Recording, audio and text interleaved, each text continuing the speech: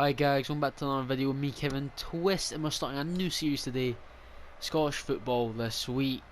And in this we'll talk about topical things to do with Scottish football, between all the leagues and the national team, which of course is the current theme of the last week. We played 2 games of course, but before we get into talking about the international break, make sure to like, comment, share and subscribe, follow the Twitch channel, and even join the Discord if you feel like it of course. Yeah, but let's now get underway into the international break. So we played 2 games against Israel first, where Ryan Christie was the man who got the goal from us from the spot. Good penalty. You can really see why McBurney struggled for Scotland, even though it's Dykes that was up top. But a similar kind of striker is what I'm going to say. It's like we're struggling a lot in the both games actually.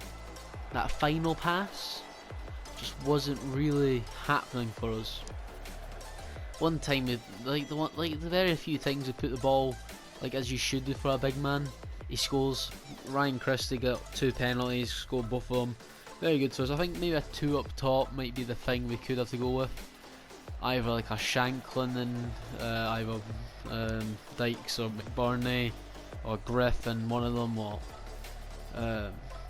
yeah, you just a smaller man to go with them, I think, might just be the thing if we're not going to get this killer pass through. Tierney played a very different position in the first game, and in the second game didn't play at all. McTominay is just not a centre back, and that was a big thing I noticed personally. He's just a centre mid playing at centre back. It doesn't quite work for all. It works for some, but just not for all. And it's just he's lacking something if you're going to play him there. You need a lot more time. And the thing is, we still don't have like you can't say we have that main 11 for Scotland. What was it, like 4, 5, maybe even 6 players different in the second game? I know Tierney needs rested every once in a while because he's just back from injuries, but a lot of the squad was changed, and I know it was quite a different Czech team, but I think we might have underestimated them a bit, and also just this formation, like. We've got a defensive minded manager in Clarkey, and we're not really looking to have this defensive base to us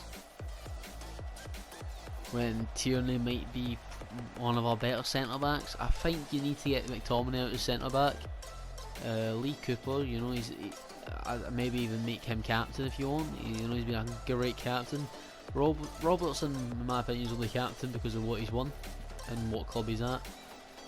You know, if you're still playing in Scotland, they'd be nowhere near captaincy. But you know, not a complaint at him. Just I think he's not really a captain that's gonna keep the team going throughout the game. He's more just there because he's an elite level player. But yeah, I think either you keep playing this 3 at the back with Tierney if you want to play both of them, or you play either Tierney at right back. We've seen Ryan Jack in the Forest mode be the right back role, and I think it works at times, but it's not going to work all the time, and I think you just need to start getting this proper 11 sorted, as that's just a real big thing. You know, when we look at a lot of other nations that are similar to Scotland that aren't too amazing, but you know, you've got a couple of decent players, they have their main 11, or like at least like, you know, 15 or so players that you know are going to be in contention to start with. For us, it's maybe like we'll know about half the team is going to start, and the other half is like whoever. Just chuck whoever in. It's pretty much the way it works. We're now off the international topic, and we've got league games coming up this weekend on Saturday. All the fixtures actually. So we've got Killie as the first game. Well, there's a few games at the same time, but we'll talk about Killie first. Killie have to face Aberdeen. I think Aberdeen's a very strong team, but Kilmarnock, I think they're slowly getting back up to that, at least on par with what they were with Clarkey.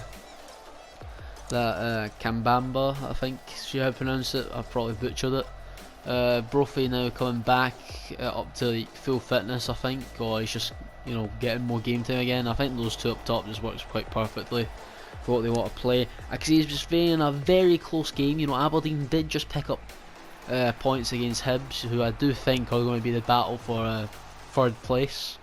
I think it's going to be an Aberdeen Hibs kind of best of the rest thing, and then second Rangers for the title will go down to the old firms, of course, which I see Celtic hopefully getting 10 in a row.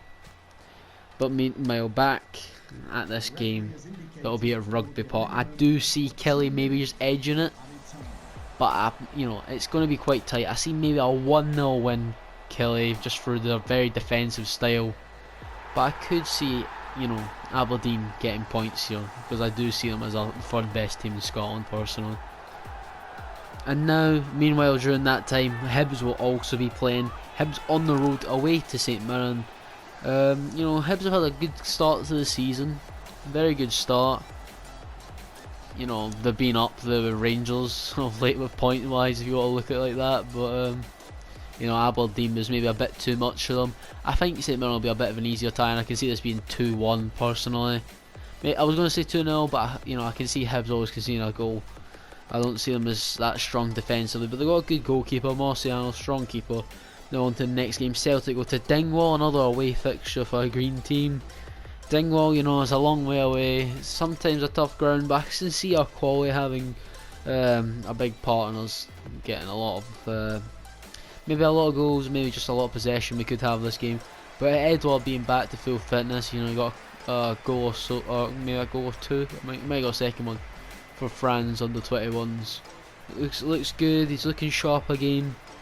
Had a lot of players on international duty, so they'll still be very refreshed. I've seen Lee Griffiths and Roderick are now back in training, so that's a very good sign. Duffy looks to make his debut. It's looking all on the up again for us after that Bolly incident. Rangers play Dundee United at Ibrox. I can see Dundee United being one of these teams, just kind of like a Kelly, who are really good at their own stadium, but then soon as they have to go away to any ground, just struggling a bit. They do look like a decent side. Maybe they could get a goal. I do back them maybe they get a goal. If it's McLaughlin, not McGregor in goals for Rangers. But I'm going to say 2-1, 3-1. I'm going to go with 3-1 Rangers. You can see like Kent or something doing quite well against them, because it's quite a slow defence, but they hold a good line when they're at home. But it's a bigger stadium, you're not quite as tight in now.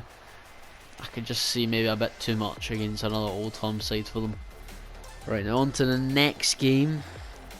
It is Motherwell versus St Johnstone. You know, usually you'd quite easily just say Motherwell win here, but Motherwell have had a very slow and bad start to the season, only picking up 2 points so far. They got, of course, the win in Europe, which is like, you know, probably looking like they will be back up there. It's very early on, you know. I think it's only like 4 points off 6th place anyway. But just right now, we've got to go off it. I do back Motherwell probably to get the win here. Even though they have been in poor form, I do back them with the quality they have. I'm just thinking maybe they need Tony Watt to start up top, because they just don't seem to have that threat up top at the moment. And I don't know if there's, you know, Tony Watt might not just be training properly or whatever, but I think if they can either get a striker or stop playing a Tony Watt, or someone else starts coming into form, it'll really help them quite a lot. So I'm going to go... No, I'm actually not going to go Motherwell 1. I'm going to go 1-1. Yeah, I'm going to go 1-1. That's going to be a draw. I was going to say a 1-0 Motherwell win, but I'm going to go 1-1 because this has been not that good. Now, arguably the biggest game in football, Livingston versus Hamilton. You know, great teams. You know, the mighty Hamilton Ackies. No, but seriously, I think... See, this is another game I think might be a bit close, but I think Livy, you know, overall the better team. You look at the team they've got. They've now brought in Stokes in recently. Got a big man, Effie Ambrose at the back. They've obviously got a lot of talent within the squad. If you look, there's quite a lot of players that have been in and about the Scottish game, Championship, League One, the Premiership previously. Solid manager. I can see them getting a 2-1 win against the Ackies. Now that's all the predictions done. Here is some of the latest transfer news in Scotland. Hickey has finally done deal to Bologna. Let's hope that he, you know, sets Italy on fire. I think he is, you know, he's got a lot of potential, and the good thing, unlike Robbo and Tierney, he can also play right back. I know Tierney can't play centre back and right back, but like he's very good at both sides, and that might be a good thing for Scotland in the future to come. And as I've already said previously, Shane Duffy has finally signed for Celtic, who also scored in his international break. You know, he scored for Ireland, they got the equaliser for them. And the boys are also now looking to add a left back to probably replace the outgoing balling goalie, who now looks like he could be going to Roma, which is mind blowing, of course. But Celtic are looking to bring in Charlton left back, Alfie Doherty, I think that's the way you pronounce his last name, but don't quote me on that. But he got 2 goals and 4 assists last season in 29 games. We've also been looking to bring in former Ajax defender, current PSG star, Bakker, on loan. We've had 2 loan deals already rejected. I don't know if that's by the player or just the club. But we've also got some outgoing apparently from the Rangers side of things. Jordan Jones linked to a move to the English Championship to play for QPR. Sorry for the mistakes I'm making right now, I'm just reading it. So yeah, he's linked to QPR. I think that's a solid move. There's quite a lot of former Scottish League players that have went there. You know, you got Lee Wallace as well, Kelly, it's in goals, and a few others. You know, got Lyndon Dykes there now. It's looking a solid Scotland team now. Yeah, and also now Hibs have signed a new goalkeeper on loan, Dylan Barnes, who has formerly played in his youth career for Rangers and Hearts. So that's a bit of a weird one. Leeds have made a bit of a joke, I think, personally. Like, I know I don't personally, you know, speak highly of Rangers, but you know, a lot of low offers for Barisic, who is a Croatian international. If you can't take that away from him, he is a Croatian international left back. And then you got Ryan Kent, who, you know, he did cost them a bit of money, and they're only offering like a little bit more than what they spent. You know, I think they've been mucking around here when they're offering 20+ million for a Brighton player. It's just a bit of a mockery there, personally, myself. But yeah. And of course, Bolly linked to Roma, as I've already said, and that's kind of all the news so far. Of course, we've got the Europa League games. I might cover that in the next episode or go over the results. Thanks for watching, thanks for listening, hope you enjoy the new series, and I'll see you guys next time. Goodbye.